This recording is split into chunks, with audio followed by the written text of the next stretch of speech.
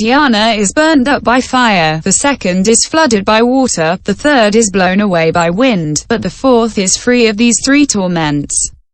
There is no in-breath or out-breath. It is pure in its equanimity and its memory. This is why the samadhirajasamadhi should be in the fourth dhyana in the same way that a precious object has its place in a treasury. B. Others say, who can know the nature of a samadhi of the Buddha? All the dharmas of the Buddha have a unique nature, without mark, immense, incalculable, inconceivable. If the other samadhis of the Buddha are immense, incalculable and inconceivable, what then could be said of the samadhirajasamadhi? The Buddha is the only one who knows it.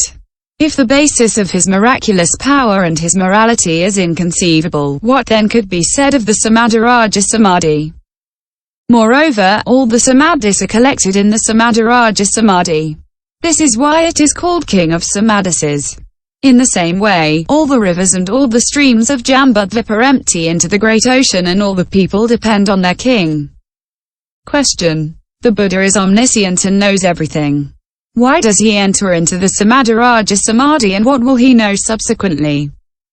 Answer 1. He wishes to show that his wisdom is the result of causes and conditions and is down the 6 heretic teachers who claim wisdom is always present in us. We always know. This is why it is said that the Buddha knows because he has entered into the samadhirajasamadhi and, if he did not enter it, he would not know. Question. If that were so, the power of the Buddha would be very reduced. Answer no, because he never has any trouble entering into samadhirajasamadhi, and it takes him but a moment to do so. It is not the same for the Sravakas, the Pratyeka Buddhas and the lesser bodhisattvas who try in every way to enter samadhi. 2. Moreover, when he has entered samadhirajasamadhi, the Buddha, with his 6 super-knowledges penetrates the 10 directions without obstacle or limit. 3. Moreover, when he has entered samadhirajasamadhi, he manifests his great miraculous power by means of all kinds of metamorphoses. If he manifested his great miraculous power without entering into samadhirajasamadhi, some people might think that the Buddha was using the powers of magic or of spells, or that he is a very powerful Naga, or that he is a god and not a human. Why? When a single body emits countless bodies and when all sorts of rays are created, we might easily think that this is not the doing of a human.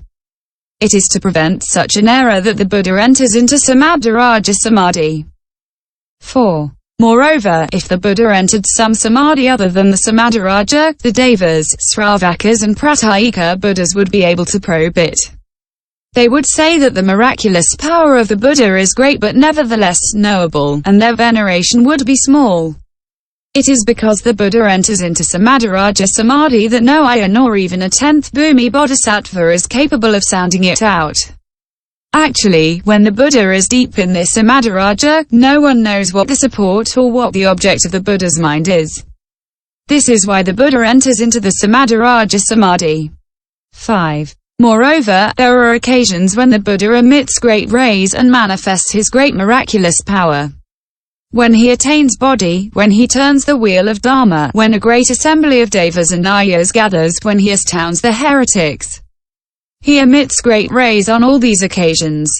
Indeed, it is in order to manifest his superiority that he emits great rays, so that all the beings of the 10 directions, human and divine, so that all the arhats, Pratyeka Buddhas and bodhisattvas might know him by sight.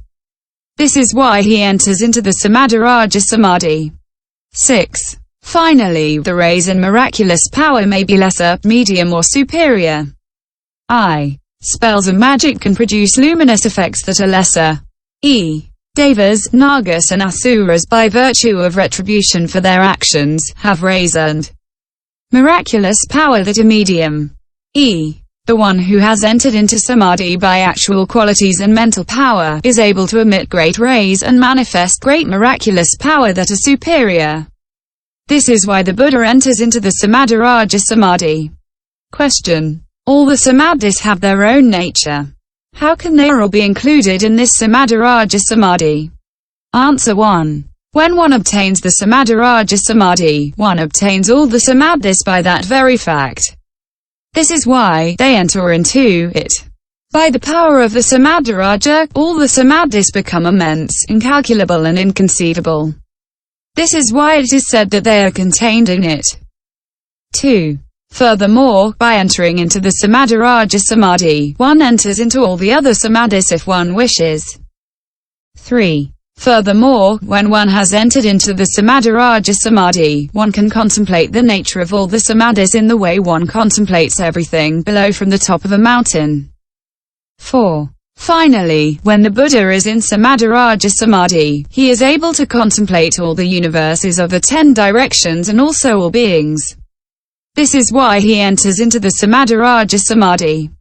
Sutra. Then, having tranquilly come out of this samadhi and having contemplated the entire universe with his divine eye, the Bhagavat smiled with his whole body.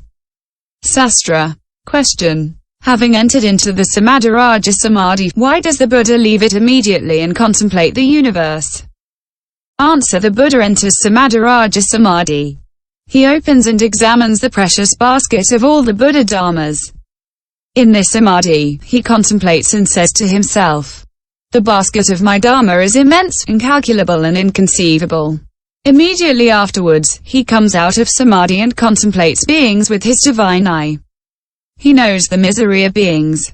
He knows that the basket of the Dharma, which comes from causes and conditions, can also be attained by all beings, but that the latter, plunged in the shadows of error, do not ask for it and do not seek it. This is why he smiles with his whole body. Question. The Buddha possesses the Buddha eye, the wisdom eye and the Dharma eye. They are better than the divine eye. Why does he use the divine eye to contemplate the universe? Answer. Because the visual range of the fleshly eye is not great enough. The wisdom eye knows the true nature of the dharmas. The Dharma eye sees a given person and discovers by what skillful means and by what teaching that person will find the path. The Buddha eye is the direct insight into all dharmas. Here it is the divine eye that considers the universe and beings without encountering any obstacles. It is not the same for the other eyes. The wisdom eye, the Dharma eye and the Buddha eye, although superior to the divine eye, are not meant to see beings. If one wishes to see beings, there are only 2 eyes. One can use the fleshly eye and the divine eye, but since the fleshly eye's range is insufficient and encounters obstacles, the Buddha uses the divine eye.